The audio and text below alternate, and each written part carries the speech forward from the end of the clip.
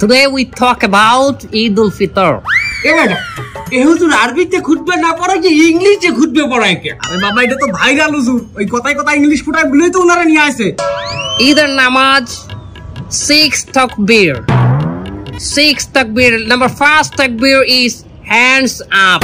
তার কেউ বুঝুক আর না বুঝুক ইংলিশে খুতবা দিতে আছে। আচ্ছা হুজুর মেলা বলতে আছি আমরা আপনি কয়েন।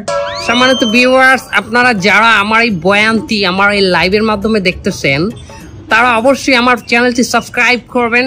আচ্ছা হুজুর আমার একটা মশটা কয়েন দেখি, এই ঈদের দিন কি মহিলারা পর্দা সহকারে নাচতে পারবে?